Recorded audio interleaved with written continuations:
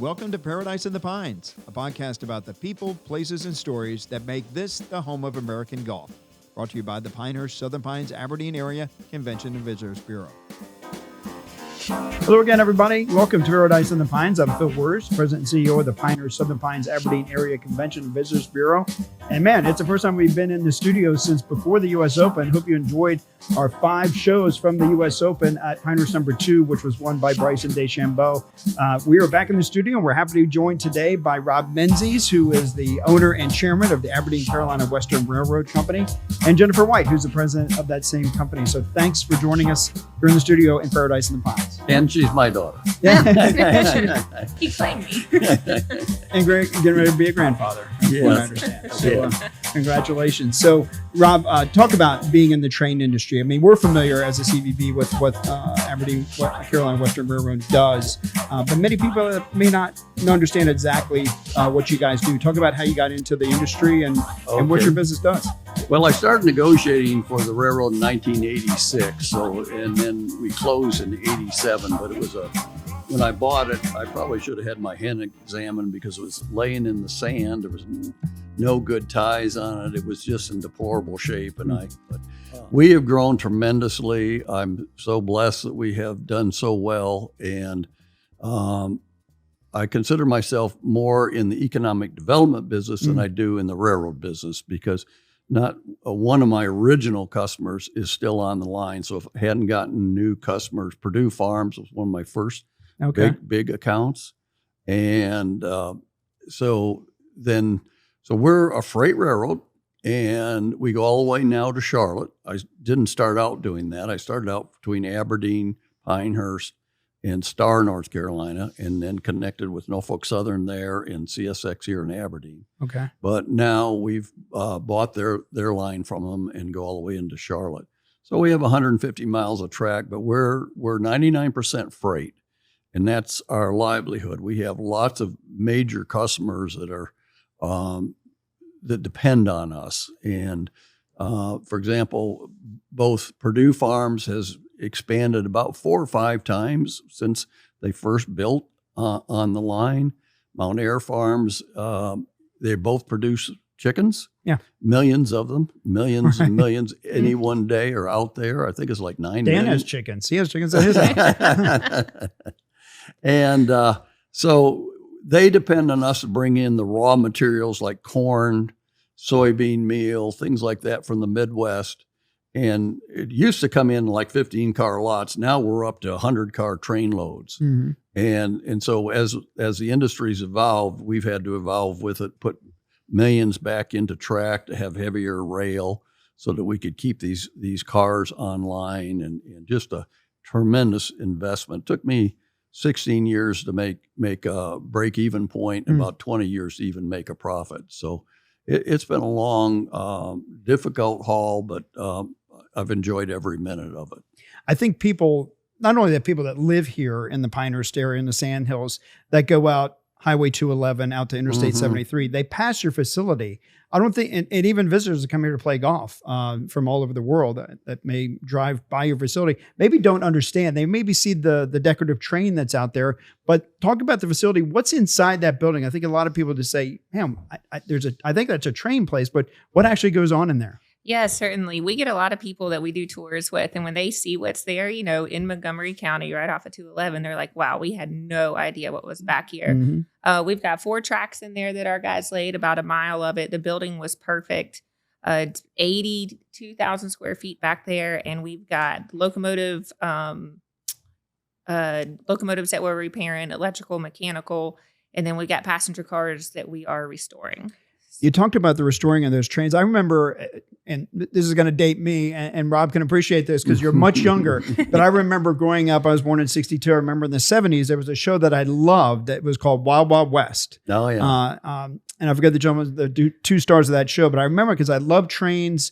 I grew up in Norfolk, Virginia. Norfolk Southern is a big train area, obviously.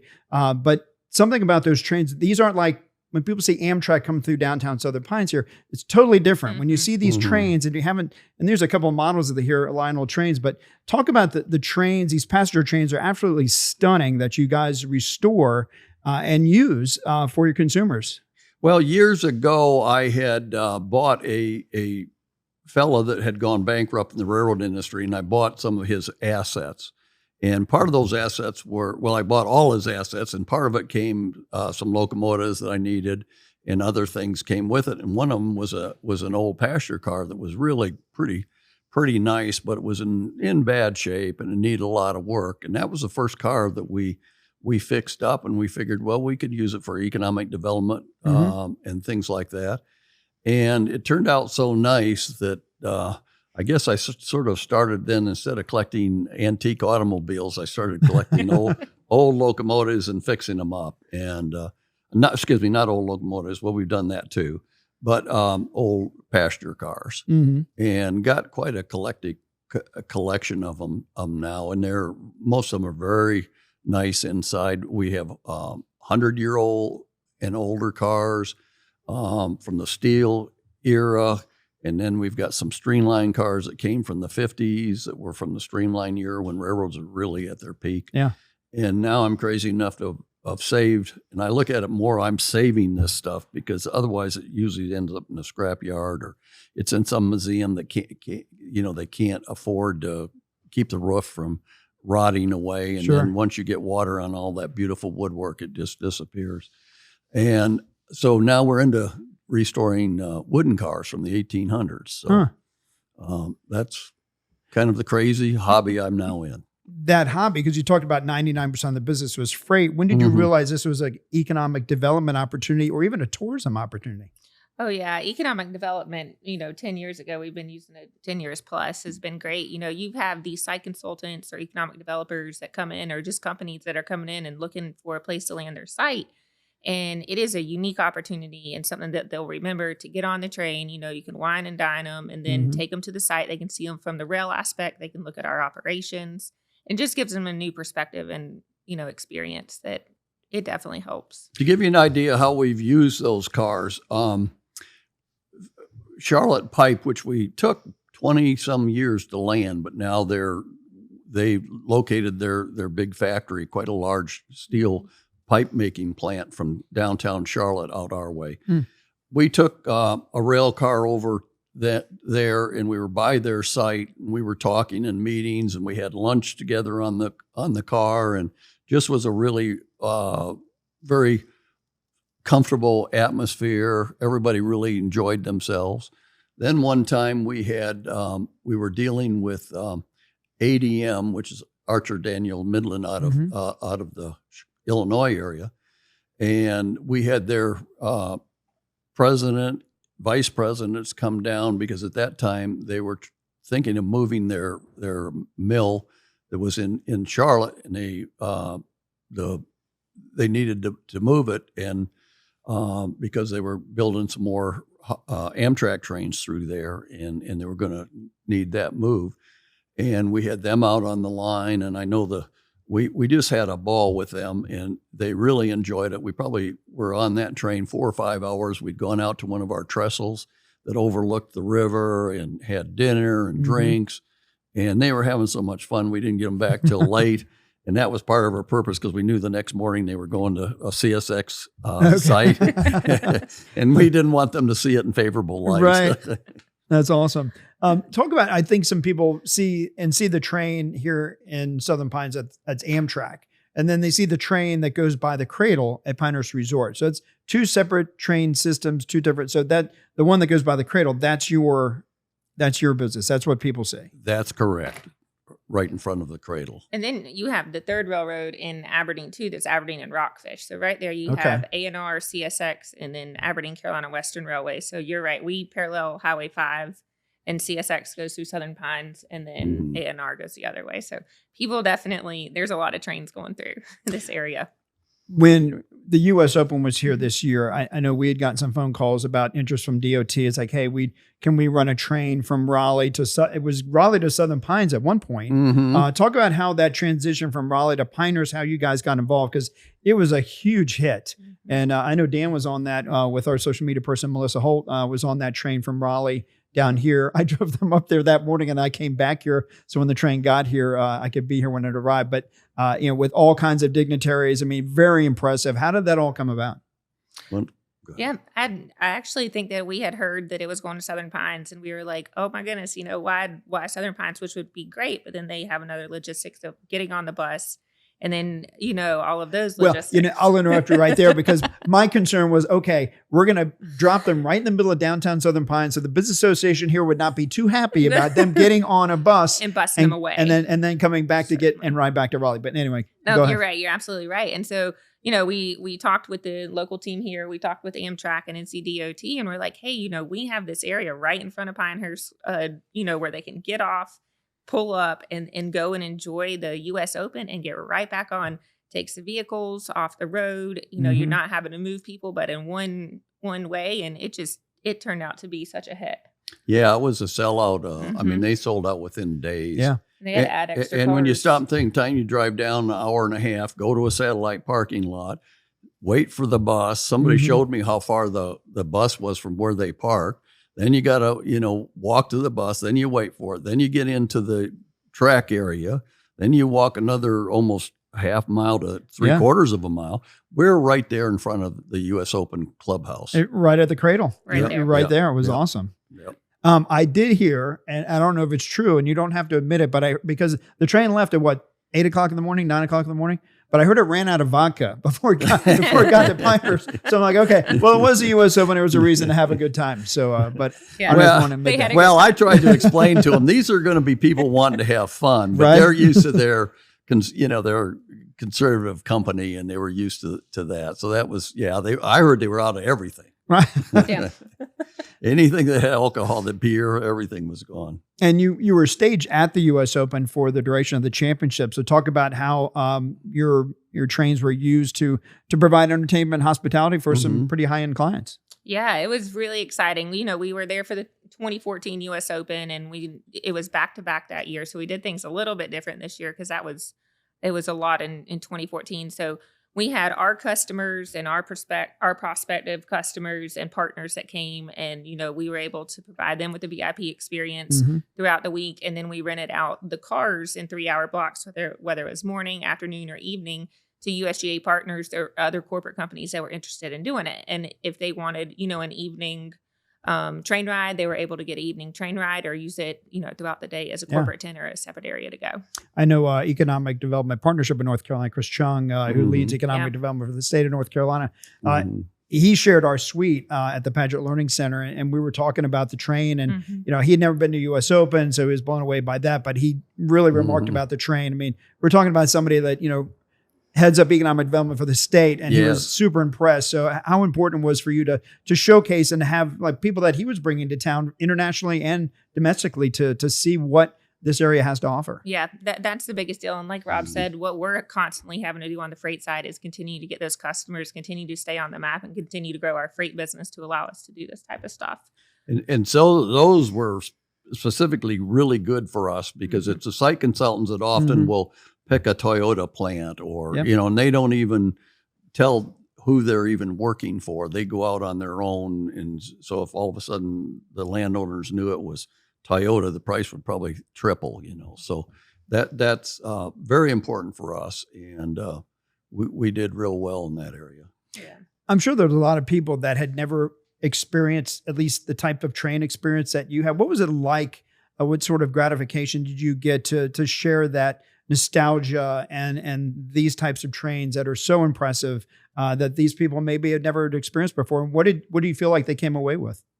Yeah, I think it's really neat because so at one time, I think we had 6 different private parties on the train in one night, and you would go from party to party, to check on everyone, and everyone was just blown away. They were excited. They're in great moods. They're curious about the history of the railroad, of the cars. Everyone does associate train cars and these cars with Amtrak, and you get on these cars and you step back in the early 1900s, and there's a certain romance that is brought into people, and they just, and then Rob always says, we have our outdoor cars and the train's moving or they're in the vestibules and people they're waving and they're putting their head out the window, and everyone has a little bit of dog in them. We all like the fresh air. So, I mean, it solidifies why we do what we do on both sides of that. And to give you an idea, Doers did that several nights. They had the train, and so at the end, they invited me down to try their $1,800 Right. scotch. There you go.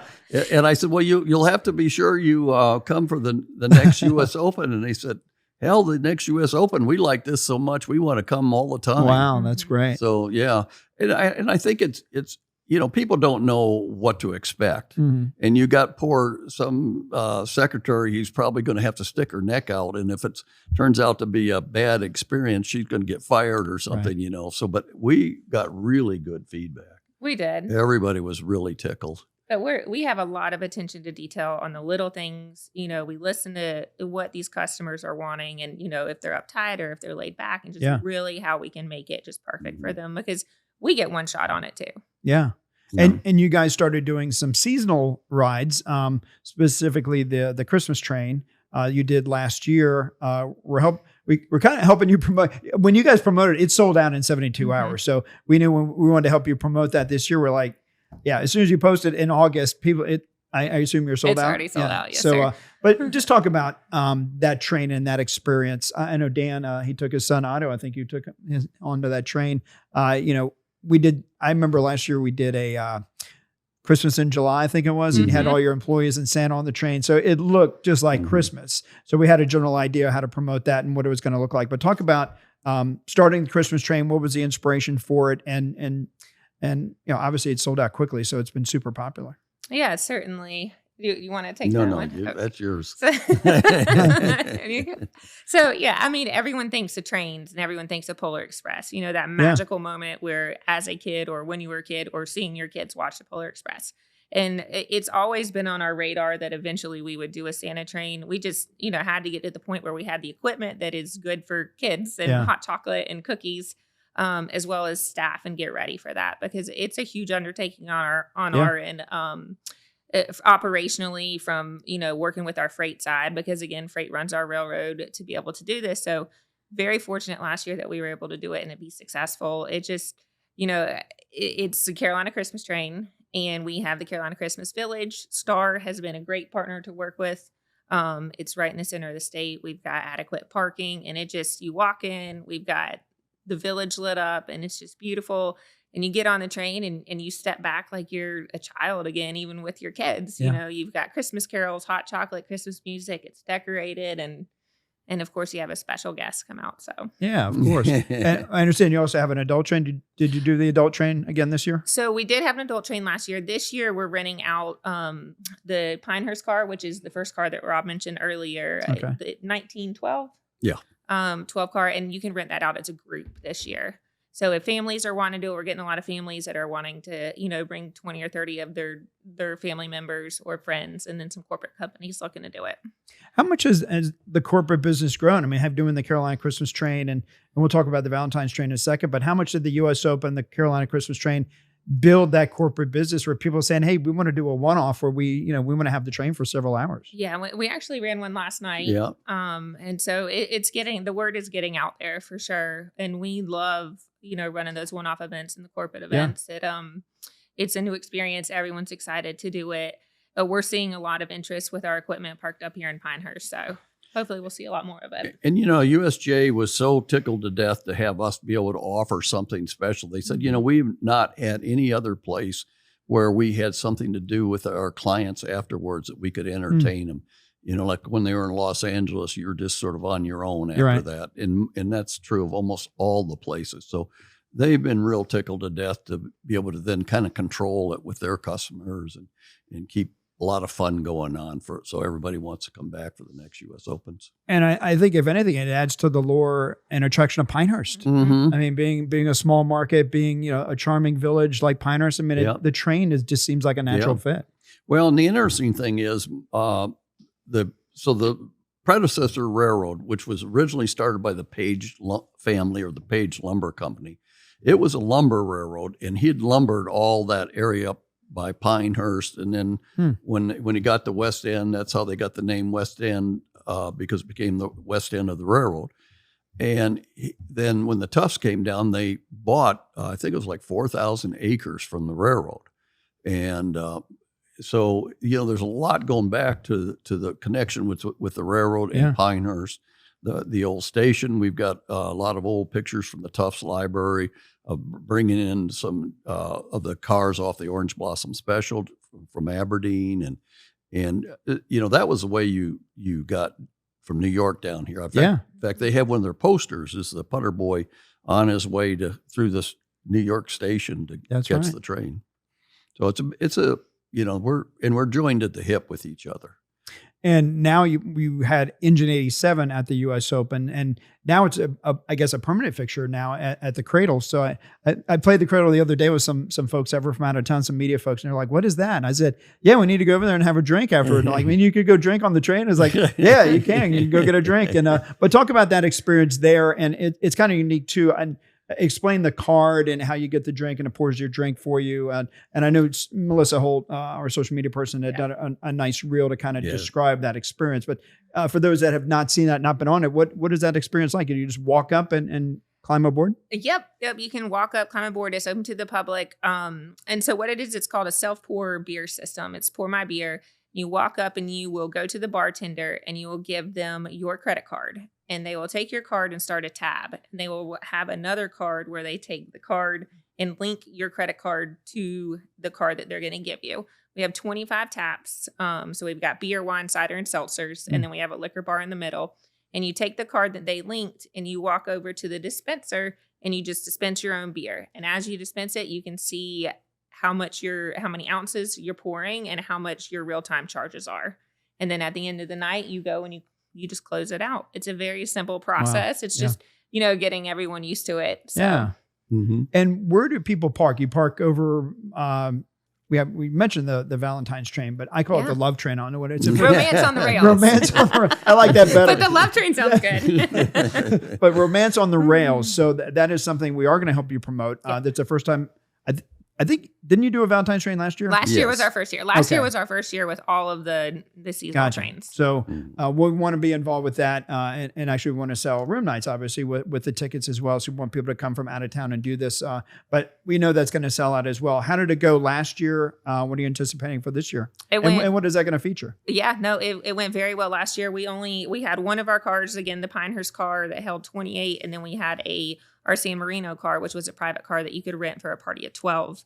We're adding on 2 other cars this year because it was such a hit last year. And, we have a vegetarian option, a meat option, and it's a 3-course, just really romantic ride. Last year we did do table of 2s and 4s. And this year I think we're going to transition to more table of 2s.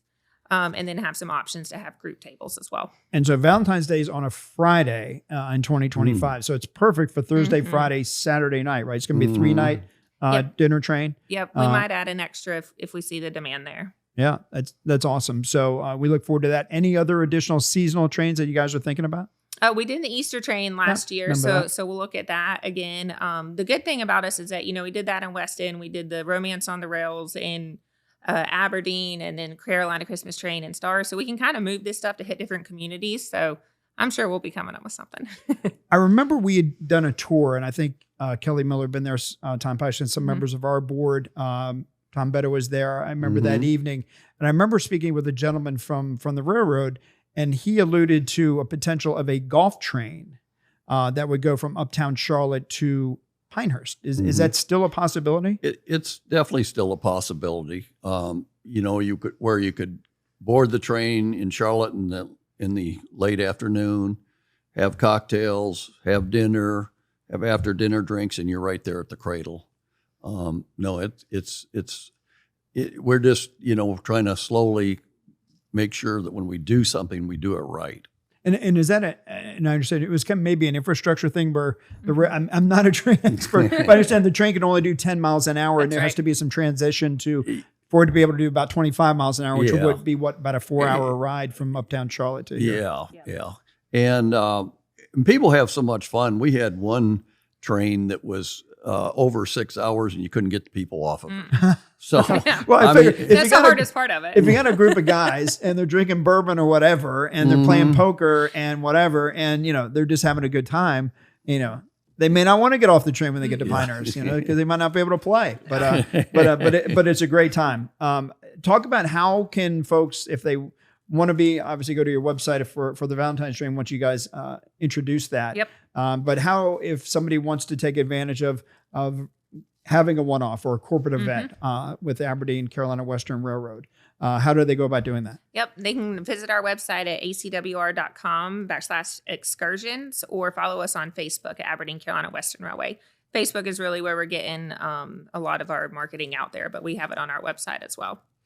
Rob, do you ever think it ever would come to this when you started and you bought it in 86, 87, that it would be Christmas rides, Valentine rides, Engine 87?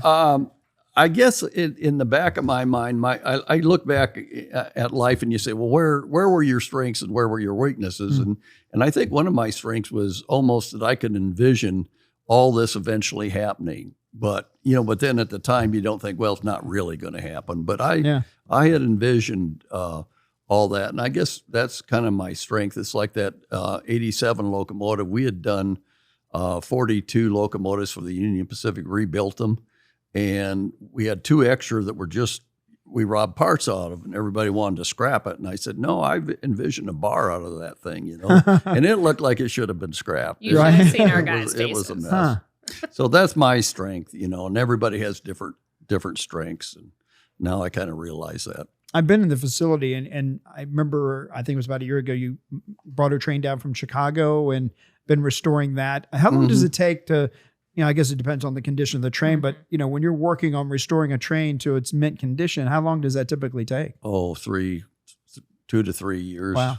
Yeah, it's a long time. And I imagine it's not cheap either. No, it's not cheap. And it's hard, if it comes in with all the fixtures and things like that, it's a lot easier to restore than if you have to go hunt for them and try and find them somewhere. Because we try and restore right back to really, we're not using Home Depot fixtures, right? But we're trying to use it. And I imagine some things are just out of stock. Yeah. Well, they're just in one of our cars, we go off of the old Smithsonian pictures, and so we saw these 3 chandeliers, and we've never seen them before.